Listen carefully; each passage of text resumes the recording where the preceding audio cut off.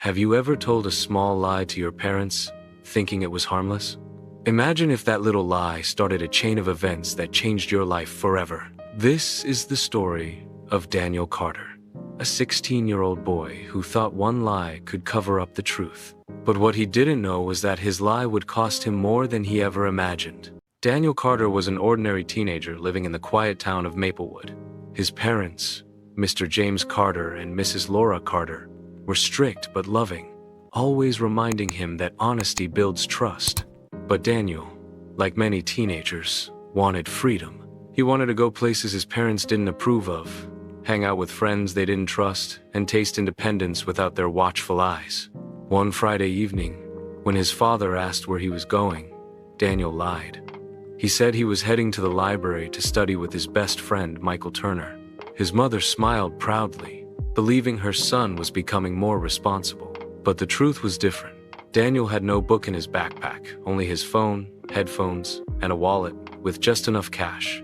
Instead of the library, he and Michael planned to sneak into a late-night party at the edge of town. The moment Daniel stepped out of the house, he felt a thrill. They don't know.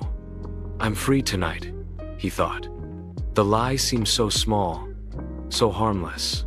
But every lie carries weight, and Daniel's would soon come crashing down in ways he never expected. The night air was cool as Daniel and Michael made their way down the quiet streets, their sneakers tapping against the pavement. The thrill of sneaking out made Daniel's heart race, but underneath that excitement was a whisper of guilt. He quickly buried it. It's just one lie, he told himself. Nobody gets hurt. When they reached the party, music boomed from inside the old Miller farmhouse, lights flashing through the windows. Teenagers from school were already gathered outside, laughing, drinking, and shouting over the music. Daniel grinned, finally feeling like he belonged to the world his parents always warned him against. Hours passed in a blur, laughter, dancing, and the sweet taste of rebellion. But when Daniel stepped outside for air, he noticed Michael talking to a group of older boys near a car. Their voices were low, serious. Daniel's stomach knotted when he saw money pass from Michael's hand to one of the boys. Something was off. Michael waved Daniel over, forcing a smile. "Come on, don't worry. Everything's fine," he said. But Daniel couldn't shake the unease. He looked at his phone, 10 missed calls from his mother. His chest tightened. His lie was already beginning to unravel, and he didn't even realize how dangerous the night was about to become. Daniel's palms grew sweaty as he stared at the glowing screen of his phone. 10 missed calls meant something serious. His mother never called that many times unless there was an emergency. Guilt gnawed at him, but Michael slapped him on the back, laughing. "Relax, man. Parents freak out over nothing. One call and she'll calm down." Daniel wanted to believe him, but the pit in his stomach deepened when the older boys from earlier approached. Their eyes were sharp, their voices rough. One of them shoved Michael lightly. "You're short, kid. Where's the rest?" Michael's grin faltered. Daniel froze. He hadn't known his best friend owed anyone money. Michael pulled Daniel aside, whispering quickly, "Don't panic. I just borrowed some cash, and I'll pay them back. It's no big deal." But the look on the men's faces said otherwise. Before Daniel could argue, his phone buzzed again, this time a text from his dad. "Come home now. We know you lied." His heart nearly stopped. Somehow, they had found out. Panic surged through him, but before he could decide what to do, one of the older boys grabbed Michael by the collar, growling threats. Daniel's world spun. His one lie was spiraling into something far darker than he had ever imagined. Daniel's chest tightened as he watched Michael struggle in the grip of the older boy. The music from inside the farmhouse still pounded, but out here the world felt smaller, darker, like trouble had cornered them. "Please, give me a week," Michael begged, his voice cracking. The older boy sneered, tightening his fist around Michael's shirt. "You think we're running a charity? You pay, or you pay in pain." Daniel's instincts screamed to run, but his feet stayed frozen to the ground. For a moment he wished he had just gone to the library like he told his parents. His phone buzzed again, this time a new text from his mother. "Daniel, if you don't answer, we're calling the police." His blood ran cold. If the police showed up and found him here, the lie wouldn't just embarrass him, it could ruin everything. Desperate, Daniel stepped forward. Wait, I can help. The older boys turned their eyes on him, sharp and amused. And who are you supposed to be? One asked, his voice dripping with mockery. Daniel's hands trembled, but he forced the words out. I'll get the money. Just let him go tonight. The shadow of his lie loomed larger than ever, and for the first time, Daniel realized he wasn't just protecting himself anymore. He was caught in Michael's mess too. The older boys finally released Michael, shoving him against the car hard enough to make him stumble. 1 week, the tallest one hissed, jabbing a finger at both of them. Don't think you can disappear. We know where you hang out. Daniel's heart pounded so loud he could barely hear.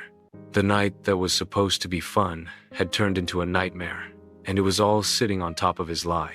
Michael muttered thanks, but Daniel barely listened. His phone was still buzzing.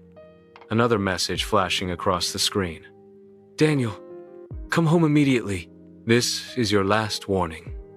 His father never sent messages like that unless he was furious. Fear twisted inside him, but what terrified him more was the thought of facing his dad after being caught in a lie. He imagined his mother's disappointed face, the same one she wore when he forgot chores, but heavier this time, sharper. Michael nudged him, trying to laugh it off. Hey, don't look so scared. I'll figure something out. You just gotta cover for me if your parents ask, right? But Daniel knew that was impossible. His parents already knew he had lied, and now he was caught between two storms, one at home and one on the streets. And the truth? He didn't know which one scared him more. Daniel walked home that night with his mind spinning faster than his footsteps. Every shadow on the street felt heavier. Every passing car felt like someone watching. Michael tried to lighten the mood, cracking jokes and brushing it all off like the debt was nothing, but Daniel could barely respond.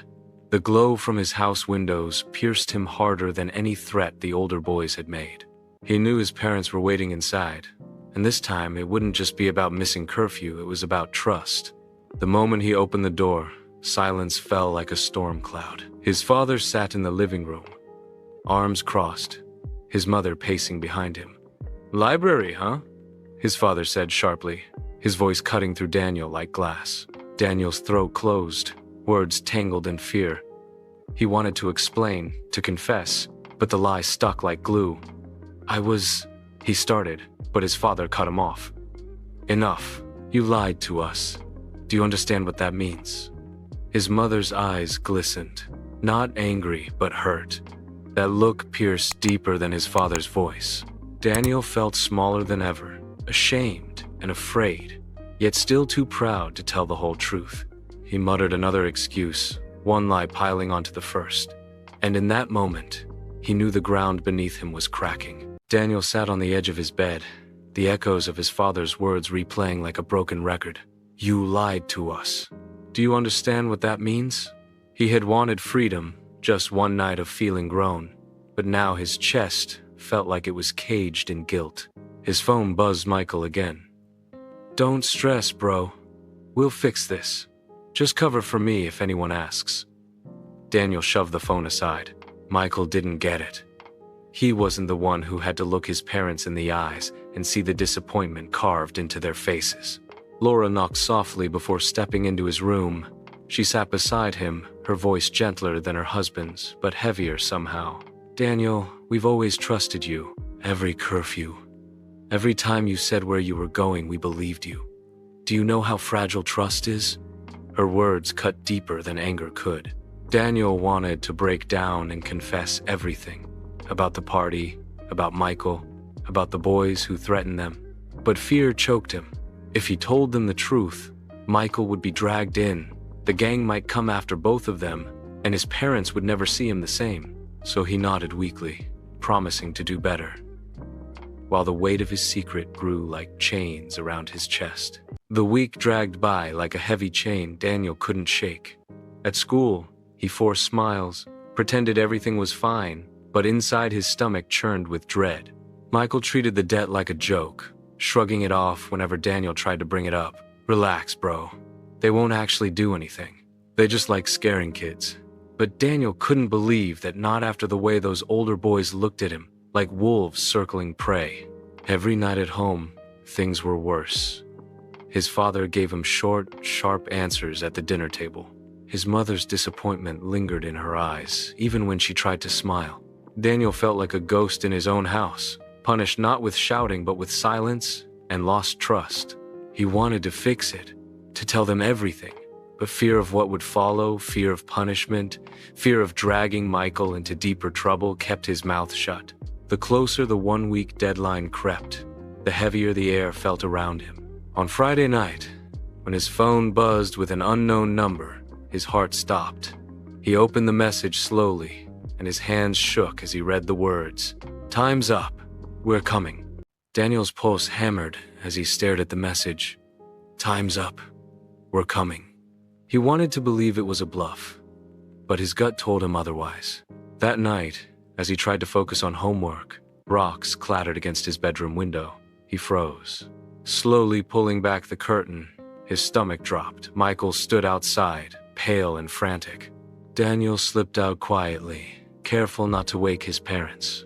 "They're after me," Michael whispered, panic breaking his usual confidence. "I thought they were bluffing, but they want the money tonight." Daniel's throat went dry. "Michael, I can't keep covering for you. My parents already know I lied, and now this." He cut himself off as headlights cut through the dark street. A black car rolled to a stop at the curb, doors opening in unison. The same older boys stepped out, their presence swallowing the quiet night. The tallest one cracked his knuckles. "Did you think we were playing? You had your week." Michael tried to speak, but his words fell apart under the weight of fear. The leader's eyes shifted to Daniel, sharp and cold. "And you vouched for him. That makes you part of this."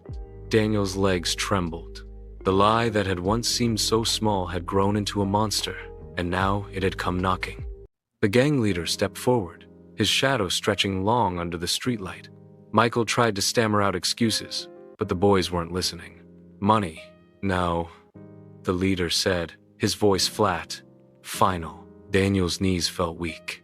He thought about running, but where? His parents' house was just behind him. He couldn't bring danger to their door. Just as one of the boys grabbed Michael by the collar, the porch light flicked on. "Daniel?" The voice froze him in place. His father stood at the door, eyes narrowing as he took in the scene. His son outside at midnight with strangers, fear written all over his face. "What's going on here?" James Carter's tone was sharp as steel. The gang leader smirked, not intimidated. "Your boy owes us, and debt gets paid, one way or another." Laura appeared behind James, her hand flying to her mouth in horror. Daniel felt exposed, his lie crumbling once and for all. "Dad, I didn't tell you everything," Daniel blurted, his voice cracking. I lied about Michael, about the money. And now, his throat tightened as tears burned his eyes. For the first time, Michael didn't argue, didn't hide behind bravado. "It's true, Mr. Carter," he admitted, trembling. "I dragged him into this." Silence fell heavy, broken only by the low growl of the car's engine still idling. James stepped forward, placing himself between the boys and his son. His voice was low, commanding, "You've made a mistake coming to my house." But Daniel couldn't escape the crushing truth. His one lie had pulled danger straight to his family's doorstep. The air felt like it could shatter. The gang leader stepped closer, eyes locked on James Carter. "Move aside, old man. This isn't your fight." But James didn't budge. His broad shoulders squared, his voice iron strong. "When you threaten my son, it becomes my fight." Behind him, Laura tugged Daniel's arm, pulling him closer to safety, though his guilt burned hotter than the fear. Michael trembled, sweat pouring down his forehead as the gang closed in. One of them reached into his jacket, and Daniel's heart nearly exploded with panic. Before anything could spiral, James barked with the authority of a man who'd seen battles of his own. Police are already on their way. The words echoed through the quiet street, and for the first time, doubt flickered in the leader's eyes. He scanned James, gauging if it was a bluff. Daniel's chest tightened, was it? Just as the tension threatened to erupt, the distant wail of sirens sliced the night air. Red and blue lights flickered against the houses, growing brighter. The gang froze, exchanging nervous glances. The leader hissed under his breath, "This isn't over," before signaling his crew. In seconds, they melted back into the black car and sped into the night, the growl of the engine fading down the road. Daniel collapsed against his mother's shoulder, shame overwhelming him more than relief. He wanted to cry out, to confess everything, but his throat locked. James turned to him, his expression hard yet heavy with hurt. "Son," he said slowly, "we'll talk about the truth inside, all of it." And for the first time, Daniel realized no matter how frightening the gang had been, facing his parents' broken trust was far worse.